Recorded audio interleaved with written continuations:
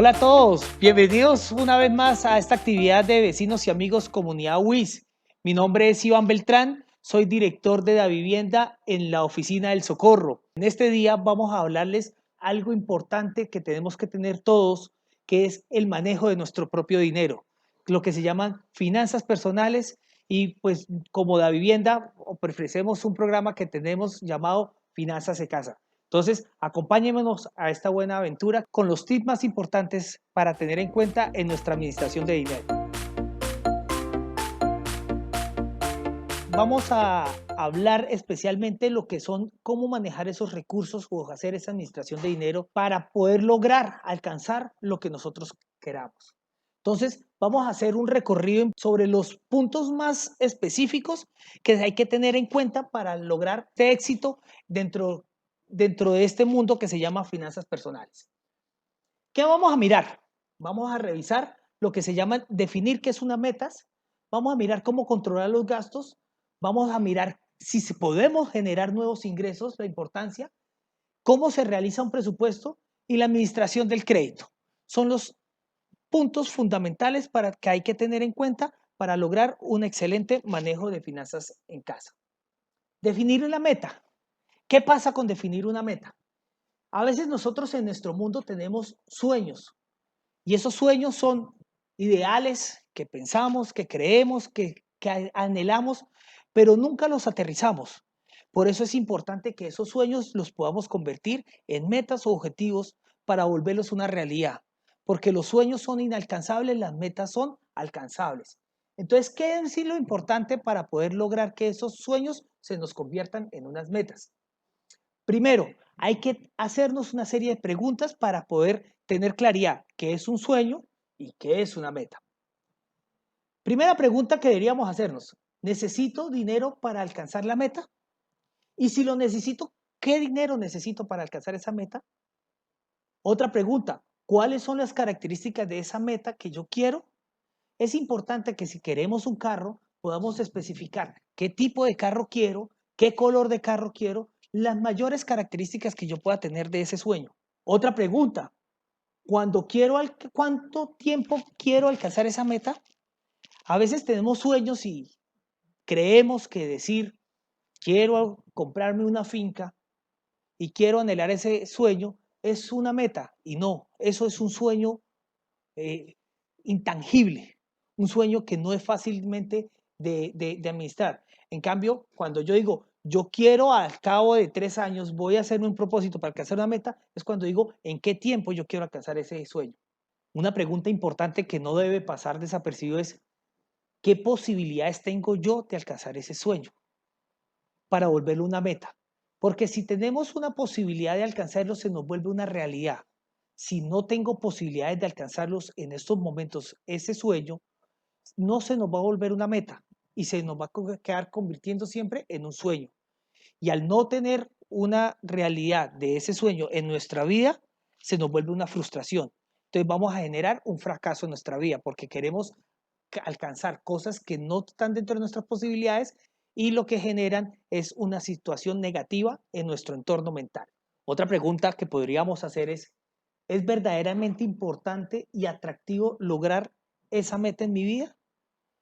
Y esta pregunta es fundamental porque si no lo es, si no es realmente atractivo, fácilmente voy a asistir de esa meta.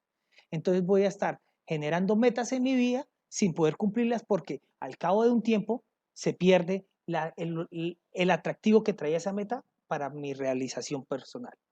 Es importante tener claridad que definir una meta, a diferencia de un sueño, tiene unos puntos claves que tiene que tener esa meta para poder construirla. Y esas características están dadas por las siguientes razones. Primero, tiene que ser medible. Ese medible, hablamos en dinero. ¿Cuánto me vale esa meta? ¿Qué costos tiene esa meta? Segundo, tiene que ser específica. Las características de esa meta. Volvemos al ejemplo del carro. Si queremos un carro, ¿qué tipo de carro quiero? ¿Qué modelo de carro quiero? El color, para que entre más características tenga mi meta, más fácil de poder visualizarla. Adicional a eso, tiene que tener un tiempo. ¿En qué tiempo quiero yo realizar esta meta? Es fundamental. tema del tiempo, porque tener un tiempo dentro de la meta nos permite conocer qué tanto hemos avanzado en esa meta. Otra característica ¿es alcanzable? ¿Y por qué esta es fundamental? Porque muchas de nuestros sueños son sueños inalcanzables. Quiero ser el mejor del mundo, quiero tener la mansión que tiene Michael Jackson o que tiene un artista importante, y esas metas inalcanzables dentro de nuestra posibilidad real se nos vuelven sueños vagos, sueños lejanos, y eso no nos permite tener una claridad sobre lo que vamos a hacer. Y lo importante y lo significativo que es esa meta en nuestra vida, el cual le da el sello específico de qué tanto yo lo anhelo. Entonces, si yo tengo algo atractivo y algo significativo en mi vida, voy a luchar por cumplir esa meta. Entonces, ya teniendo las metas definidas, ahora sí pasemos a mirar cómo controlar los gastos. ¿Y qué es un gasto inicialmente? Entonces, vamos a mirar qué pasa. Gasto significa todo lo que genere una salida de dinero dentro de lo que yo tengo. Toda salida, la compra de una gaseosa, la compra de el pago de un servicio público, el estudio de los hijos, el mercado, todo eso se genera un gasto. ¿Y qué es importante tener claridad en los gastos? Primero, identificarlos. Segundo, tener claridad en qué referencia están mis gastos.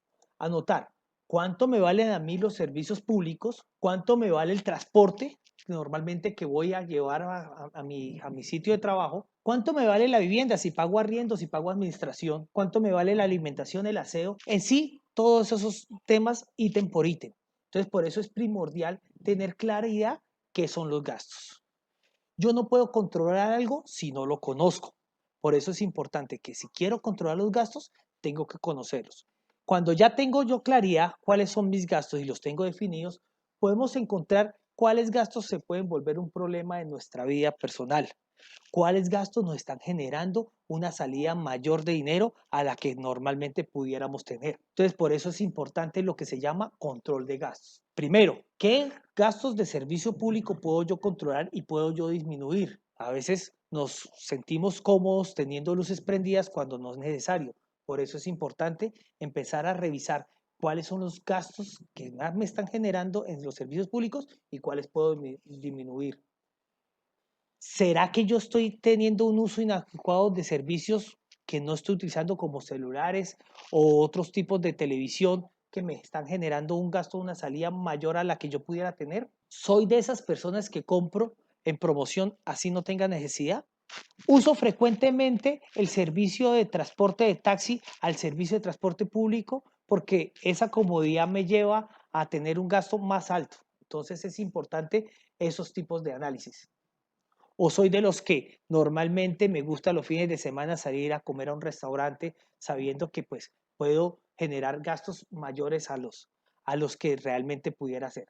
Cuando nos hacemos todas esas series de preguntas, es importante identificar qué gastos me están afectando, qué gastos están superando, como lo dijimos antes, los recursos que yo puedo tener o disponer. Hay que tener en cuenta los juegos de azar, importantísimos, son gastos que son innecesarios y generan gran peso dentro de mi economía. El uso, no identificar si yo tengo un deseo o una necesidad y compro y hago compras compulsivas, lo que llamamos nosotros. Bueno, entonces, ¿cómo diferenciar primero en esa parte que es un deseo y una necesidad? Antes de hacer cualquier compra de un producto, de un servicio, es importante tener claridad una serie de preguntas que nos pueden llevar a identificar si lo que yo voy a hacer es una necesidad o es un deseo. Primera pregunta que nos podemos hacer, ¿lo necesito realmente? Si mi respuesta a esa pregunta es sí, podemos decir que es un gasto necesario. Si mi respuesta es no, podemos identificar que eso se trata de un antojo o un deseo. Ahora, hagamos la siguiente pregunta. ¿Lo necesito hoy mismo? Si me respondo a esa pregunta que sí, estamos entendiendo que es un gasto inmediato. Si me respondo a esa pregunta que no, podemos entender que es un gasto aplazable. Otra pregunta es, ¿puedo satisfacer esta necesidad con un gasto menor? Por ejemplo, puedo yo adquirir, tengo la necesidad del equipo celular, pero ¿será que puedo adquirir yo un celular de una gama más bajita que me dé los mismos servicios? Esa respuesta es sí, hay una posibilidad de ahorro real. Si la pregunta es no, volvemos y nos hacemos la pregunta es, ¿estamos seguros de que no es reemplazable? ¿Por qué? Porque sabemos que todo producto, todo servicio puede ser reemplazado por siempre por variedades más económicas. Entonces, por eso es tener la seguridad de que lo que vamos a hacer está completo. Listo, llegamos, partimos de la serie de gastos. Ya tenemos nuestras metas definidas, ya sabemos controlar nuestros gastos. ¿Qué nos viene? Revisar si nosotros, dentro de nuestro mundo, de nuestras posibilidades, podemos generar mayores ingresos. Cuando hacemos eso, pues vamos a encontrar de que no solamente podemos controlar los gastos, sino tener mayor volúmenes para sistemas de ahorro. Vamos a mirar cómo generar nuevos ingresos. ¿Qué son los ingresos? Los ingresos son todas las entradas de dinero que recibe una persona. Estos ingresos pueden provenir de diferentes fuentes. Entonces es importante tener claridad cuáles son mis ingresos. Así como hicimos la claridad de mis costos y los enumeramos, también es importante tener claridad de mis ingresos. Entonces, los que somos empleados, tenemos nuestro primer ingreso, el salario. Aquí es importante tener claridad en algo. El salario no es el que yo firme el contrato. El salario que yo tengo que llevar aquí es el que yo recibo neto, el que me giran a la cuenta, el que me pagan con un cheque, el que me dan en el efectivo.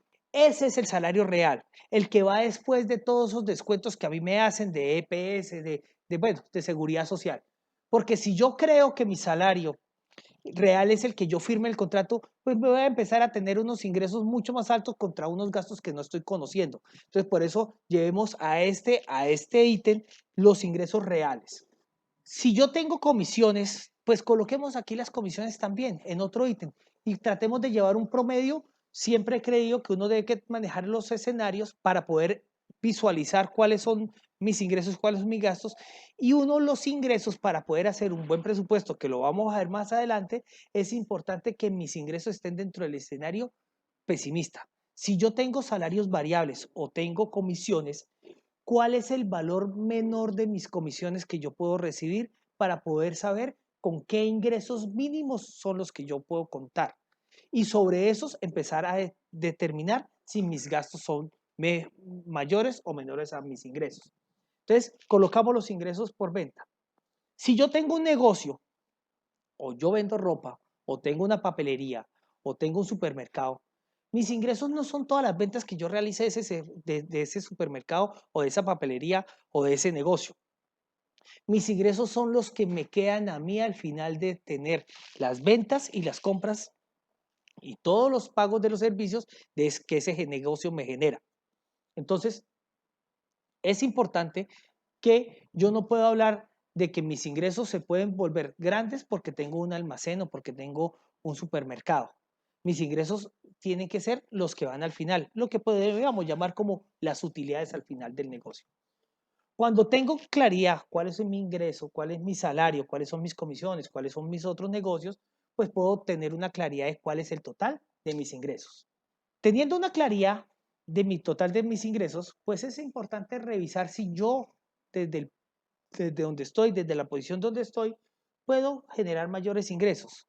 ¿Por qué esto es importante? Porque todo lo que le genere nuevos ingresos le va a sumar a la bolsa de, del superávit y le va a permitir que esos gastos no se vayan a ver afectados frente a esos ingresos. Entonces, todo lo que sume va a ser bienvenido. Al contrario, los gastos. Los gastos hay que mirar qué gastos restamos. Aquí hay que mirar qué ingresos podemos sumar. Entonces, hoy en día tenemos muchas posibilidades. La era tecnológica nos lleva a que podemos tener ingresos por ventas de diferentes tipos, ventas de catálogo, ventas por internet, bueno, sistemas de alquiler o arrendamiento.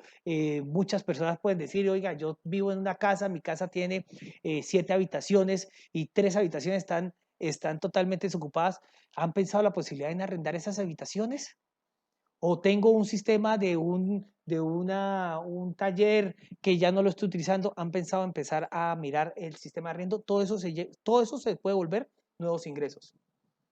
O el mejor, cuando yo tengo un conocimiento, una habilidad, aprender a cocinar, aprender a pintar, generar en mis tiempos libres una pasión, volverla a un ingreso. Todo eso van a ayudar. Entonces, ya partiendo acá, tenemos claridad cuáles son nuestras metas, cómo controlar los gastos y tratar de disminuirlos al máximo y cómo revisar mis ingresos y tratar de aumentarlos. Para pasar al tema del presupuesto. ¿Qué es el presupuesto? Es la herramienta fundamental en toda persona que quiere aprender a administrar sus finanzas personales. Tener los anteriores es muy importante, pero este punto del presupuesto nos permite como herramienta tener un control tanto de los gastos como de los ingresos y saber en qué punto voy hacia mis metas. Por eso aquí al presupuesto le llamamos la herramienta fundamental. Normalmente, este periodo de tiempo que nosotros llevamos lo partimos o lo segmentamos en periodos de mes en mes para poder hacer un presupuesto. Entonces, como nosotros estamos acostumbrados a, si trabajamos o si somos asalariados, a recibir mensualmente un pago, pues a ese mismo mes hay que generarle cuáles son los gastos. Entonces, cuando yo tengo identificado los ingresos de un mes, pues empiezo a tener identificado cuáles son los gastos del mes. Y eso nos permite empezar a crear nuestro presupuesto. Yo siempre he creído que cuando nosotros vamos a hablar de nuestras finanzas personales, a veces si nosotros somos parte de un hogar o parte de un núcleo familiar, tenemos que llevar dentro de ese presupuesto los ingresos del núcleo familiar y los gastos del núcleo familiar para poder tener una mejor visualización de ese presupuesto. ¿Para qué sirve ese presupuesto? Primero, conocer nuestra realidad financiera. ¿Tengo yo superávit mes a mes o estoy yo en un déficit? ¿Mis gastos son mayores a mis ingresos o mis ingresos son mayores a los gastos? Segundo, tomar decisiones acertadas referente al dinero. ¿Qué excedentes de dinero tengo y qué inversiones puedo hacer a largo plazo? Tercero, tener un mejor control del presente y poder hacer un mejor análisis del futuro financiero. Cuarto, importante, planificar ahorros y poder contribuir a los ingresos improvistos. Y quinto, programar metas financieras. Vamos a mirar un ejemplo de un presupuesto. Entonces, volvemos al salario. Somos asalariados, entonces tengo ingresos, el salario, recordemos acá que el salario es el que yo recibo al final de todos los descuentos. Mi ingreso de salario son 900.000 pesos. Mes a mes tengo unas comisiones, esas comisiones, las mínimas comisiones que yo estoy trabajando son de 300.000 pesos, entonces lo voy sumando. Y tengo un negocio adicional por un arrendamiento que me está generando 250.000 pesos mensuales. Entonces, sumo esos ingresos para que me dan un total de ingresos de 1.450.000 pesos. Vamos a los gastos. ¿Qué gastos puedo tener? Entonces, partamos con los servicios públicos. El total de mis servicios públicos, de la luz, más el agua, más el gas, pongámosle que son 100.000 pesos, el total. El transporte. Yo utilizo un carro, utilizo una moto o utilizo el bus y eso podemos decir que en el transporte yo también me gasto 100.000 pesos mensuales. En vivienda, en temas de arriendo, tengo un arriendo de 500.000 pesos, entonces lo vamos a seguir sumando. Coloquemos que tenemos alimentación y tipos de aseo por 200.000 pesos. Entretenimiento, que es el tema de salidas, de comerse el helado, que me valen a mí 50.000 pesos. La educación de mis hijos, que me puede costar 250.000 pesos. Y siempre es importante tener un punto de imprevistos, lo que yo no identifico como gastos, pero que sé que los puedo tener. Entonces ahí vamos a colocar 80.000 pesos. ¿Qué pasa acá? Mi total de gastos es 1.280.000 pesos. ¿Y cuánto habíamos dicho ingresos? 1.450.000 pesos. ¿Qué quiere decir? Que en el resultado final, entre mis ingresos y mis gastos, yo voy a tener un sistema de ahorro de 170.000 pesos mensuales.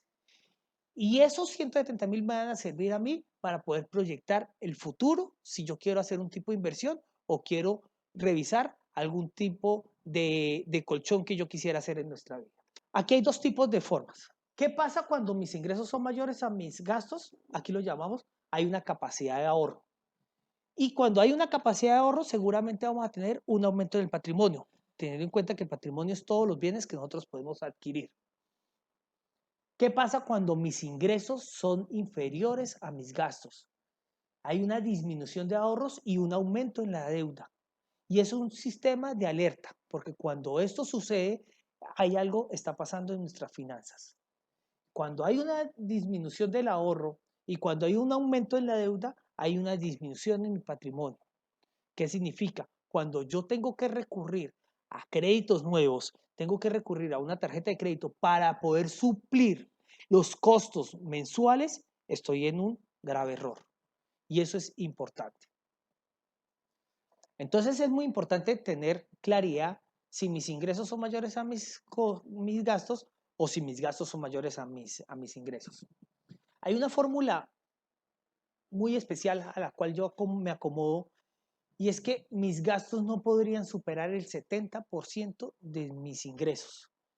Y eso es fundamental si yo lo tengo dentro de mi estructura, porque así es una forma de yo aprender a tener gastos inferiores a mis ingresos. ¿Y por qué digo el 70%? Porque dentro de lo que nosotros creemos o de lo que nosotros tenemos que manejar, tendríamos que tener un 10% para imprevistos y mínimo un 10% para ahorros y un 10% que se puede volver en cualquier momento gasto libre. Entonces, teniendo así, voy a tener asegurado el ahorro y voy a tener asegurado el imprevistos. Normalmente dentro de las finanzas personales podemos hablar de que ese 10% que tenemos, que no conocemos, que puede ser para cualquiera, se debería llevar para lo que es tema de diversión, o sea, cuestiones familiares. El ahorro. Logrando tener un presupuesto bien estructurado, donde yo pueda tener identificado muy bien mis ingresos y donde yo pueda tener controlado mis gastos que no sean superior al 70% de esos ingresos, vamos a tener la oportunidad del ahorro. Y el ahorro se hace con varios fines. Primero, para temas que no tengo preventivo o temas que yo digo de emergencia.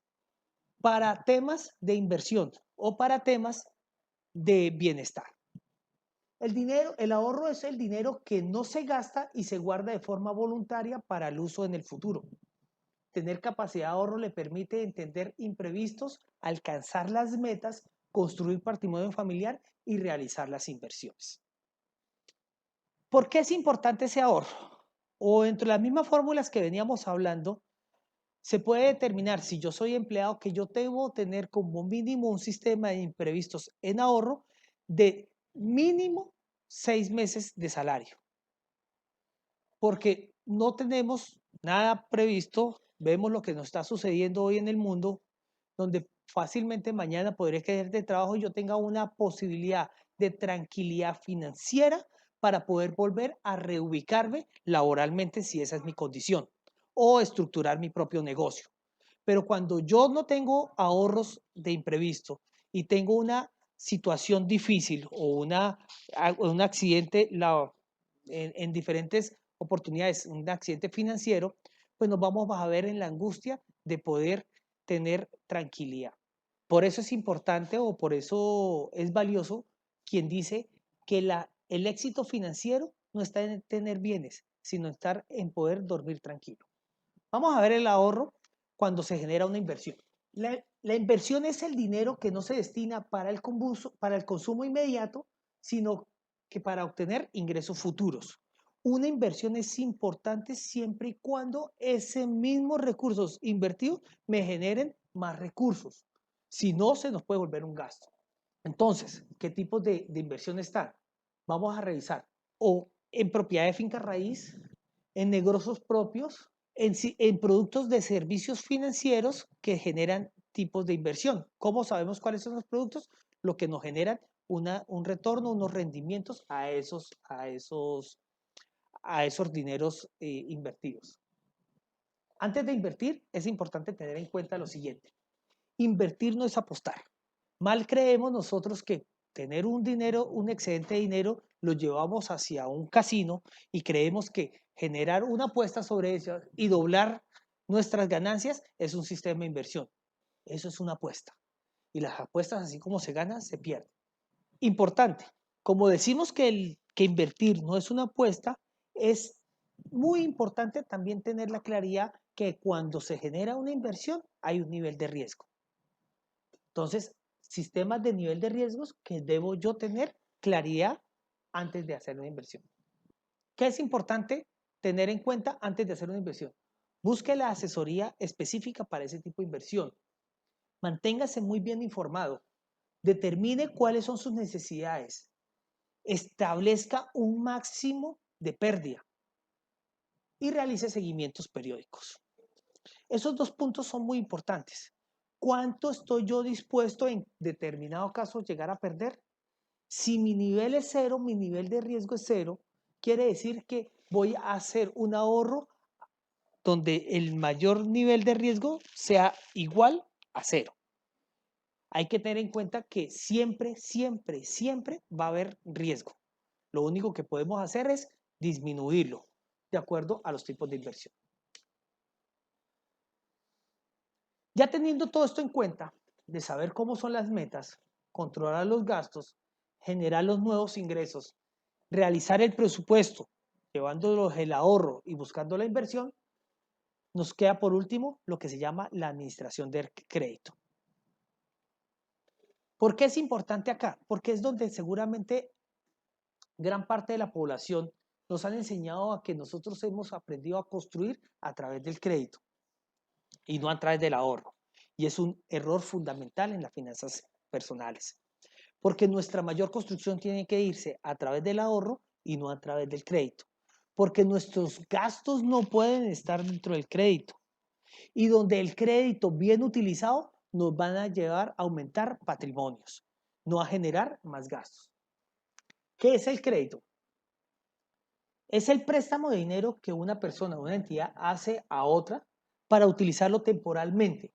A cambio de ello le pide pagar un interés y se adquiere un compromiso de devolverlo en un determinado tiempo. Eso es un crédito. ¿Qué tipos de créditos son beneficiosos para nosotros? Todo crédito que genere aumento de patrimonio, todo crédito que nos lleve a crear inversión, todo crédito que nos lleve a utilizar los ahorros, no a convertirlos en un gasto. Por ejemplo, hemos hablado de que las tarjetas de crédito no son sistemas para generar financiación de nuestros gastos, son herramientas para darnos facilidad en ese consumo.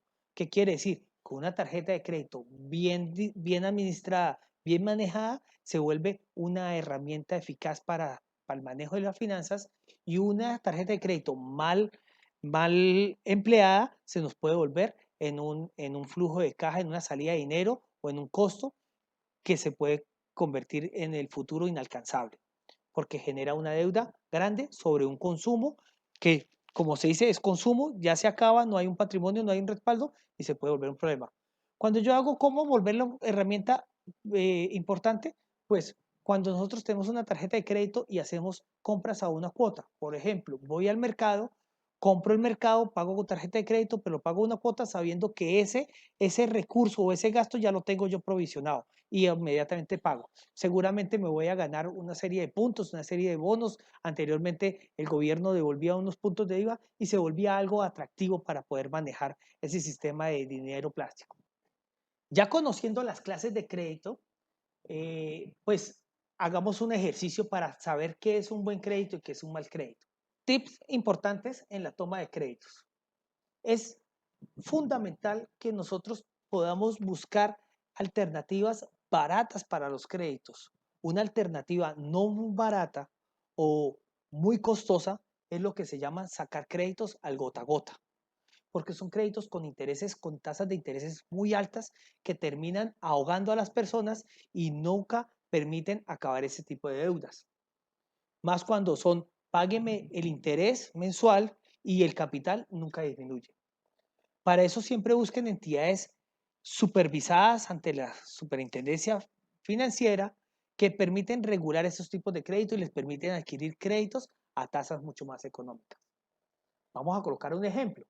Un banco, 100.000 pesos. La tasa de interés más alta que puede generar un banco es del 2,17 mensual. Eso hablando que es una tasa de consumo.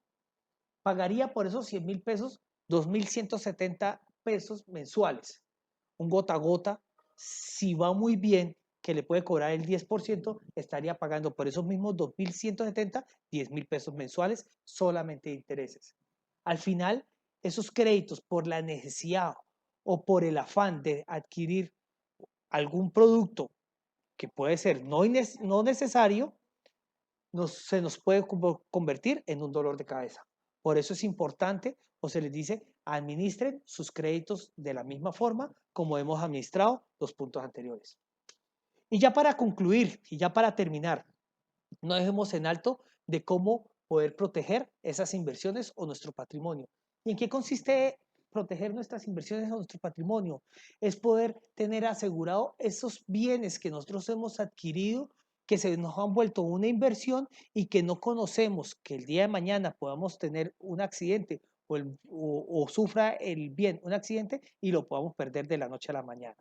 Como le decía, toda inversión tiene un riesgo y nosotros no podemos eliminar el riesgo, pero sí lo podemos disminuir o lo podemos minimizar. Y la mejor forma de hacerlo es protegiendo esos bienes a través de seguros que se ofrecen en el medio. Eso nos lleva a estar tranquilos. Por último, señores, muchas gracias por acompañarme y no se les olvide nuestra frase. La importancia del éxito financiero no está en la creación de bienes, sino en poder dormir tranquilo. Gracias.